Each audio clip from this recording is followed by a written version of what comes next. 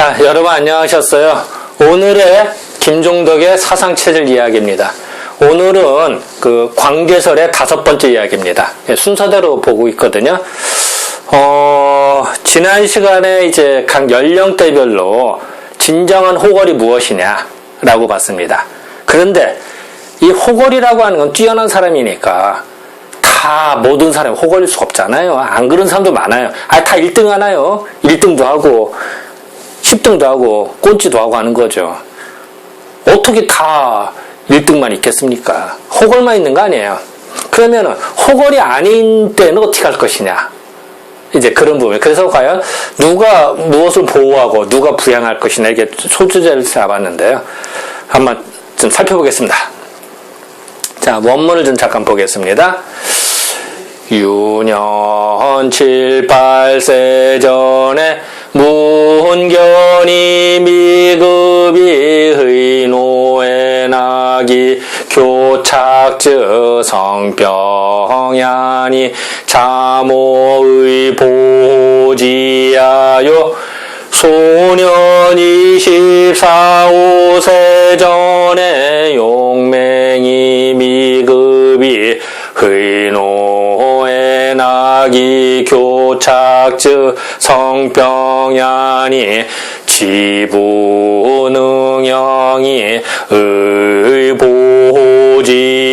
의보지하여.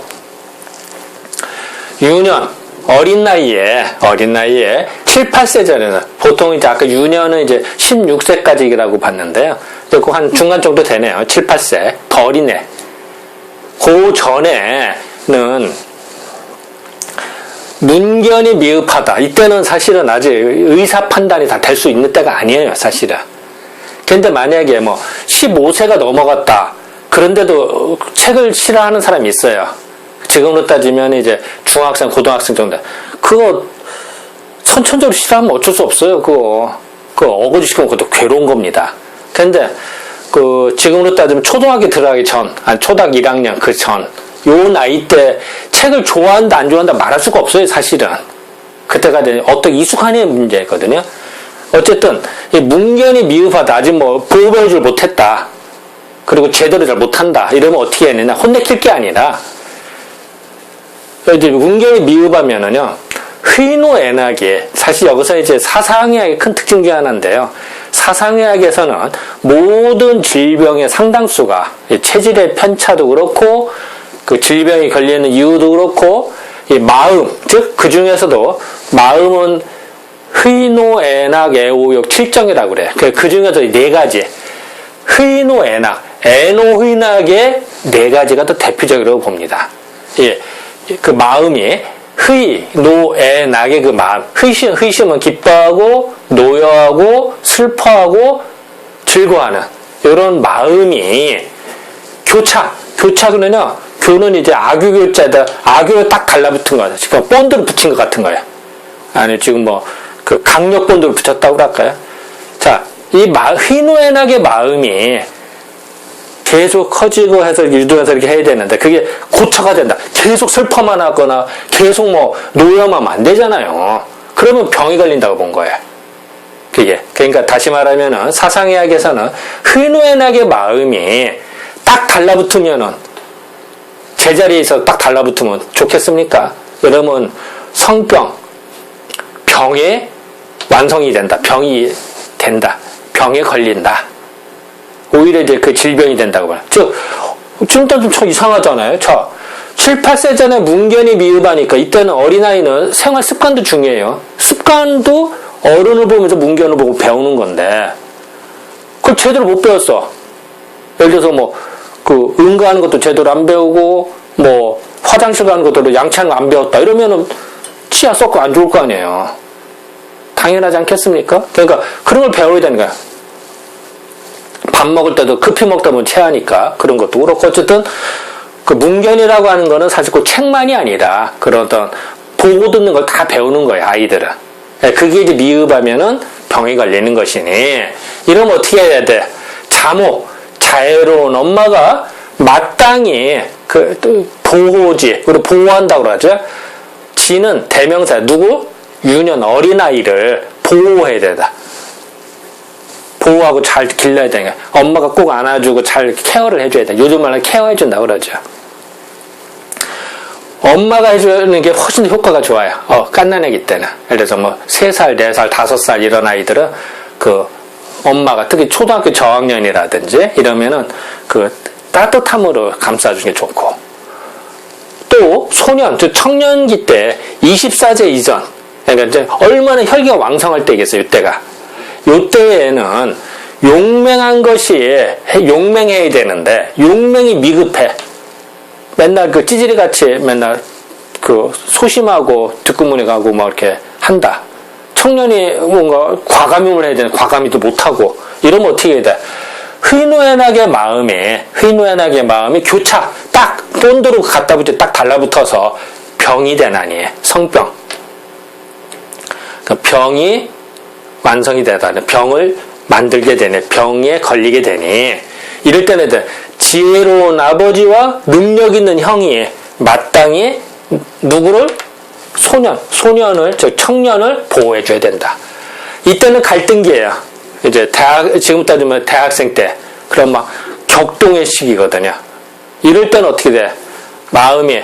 근데 그럴 때 과감하게 뭘 배우지도 못한다.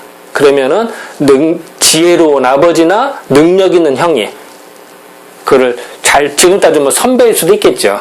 뭐 친척일 수도 있고요. 어쨌든 잘 다독거려줘야 돼요. 그러면은 좋아진다. 안 그러면은 이제 좀 문제가 될 수가 있겠죠. 자, 요거 잠깐 해석을 잠깐 보고 넘어가겠습니다. 유년일 때는 문견이 미흡해서 희노애락의 마음이 교착, 본드로 갖다 대, 악교를 갖다 착 달라붙듯이 단단히 달라붙다 교착하면은 병을 만드는 것이니 자애로운 어머니가 마땅히 이를 보호해야 되고 소년, 지금 청년이겠죠. 청년의 나이에 용맹해야 되는데 용맹하지를 못해. 찌질이같이 놀아. 그럴 때는 그 희노애락이 교착하면은 병을 만들으니 어떻게? 지혜로운 아버지나 능력 있는 형이 이를 잘 보호해줘야 다독거려줘야 되는 거예요. 어렸을 때는 엄마가 다독거려주고 좀 컸을 때는 아빠가 다독거리나 뭐 큰형이 다독거려주나 이래야 되는 거죠. 물론 누나일 수도 있겠죠. 이럴 때는. 자, 그 다음에 이제 장년과 노년의 경우를 잠깐 보겠습니다. 장년 38세 전엔 즉 현재 양붕이 가히 조지하여 노년 56, 7세 전엔 즉 효자 효손이 가히 부지하니라. 장년, 좀 더 중년이겠죠. 현재 사실은 이게 38세를 장년이라고 하진 않죠. 지금 청년이죠. 이때는. 오히려 지금 장년 하면 보통 뭐 50대, 60대를 되게 말하죠. 사실은 이제 나이는 이제 옛날 기준이고요. 지금은 좀 다르다. 이렇게 인식을 해야 됩니다. 어쨌든 장년일 때는 일단 이제 부모님이 돌아가셨어. 뭐 계시는 수 있습니다만 연로하셔서 잘 안 돼. 그때 어떻게 해? 삐딱하게 나가거나 잘 안 된다. 이러면 어떻게 되겠어요? 이제 장년일 때는 원래는 이제 범에 널리 사랑을 해야 되거든요. 근데 그렇지 않고 편협하게 논다. 그럼 어떻게 돼? 현명한 동생과 어진 친구들이, 그러니까 동생이나 친구들이 가히 그거를 조지. 누구를 지는 대명사니까 장년, 즉 중년의 그 사람을 도와줘야 된다. 도와주는 것이 가하다. 그걸 해야 되는 거야. 그럼 또 이제 가능해집니다. 왜냐면 이때는 부모님이나 형들이 돌아가실 수도 있으니까 옛날 기준으로 해서는. 자, 이제 노년일 때는 어떠냐? 노년, 56, 7세가 노년은 아니죠. 지금으로 따라 한 8, 90세가 되겠죠. 그죠? 어쨌든 노년일 때는 그 가인, 좋은 사람을 보호를 해줘야 되는데 그걸 못해. 그런 문제가 되겠죠. 근데 그럴 때는 어떻게 해야 돼? 효자나 효손. 지금 따지면 참 말이 안 되죠. 60세 그 손자가 있다. 옛날은 그랬지, 옛날에는. 근데 지금은 손자가 있을 수도 있고 없을 수도 있고, 또 손자가 아주 갓난애기라, 뭐 좀 나이가 그렇습니다. 어쨌든 효자나 효손들이 가히 부지 누구를 부양을 해야 돼? 노인을 부양을 해야 된다. 이게 이제 진정의 흐름이다라고 본 겁니다. 자, 해석을 보겠습니다.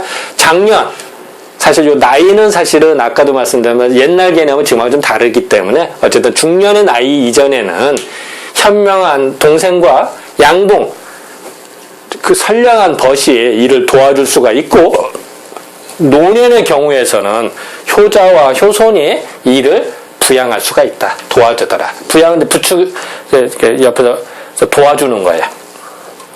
우리 뭐 부양한다고 그러잖아요.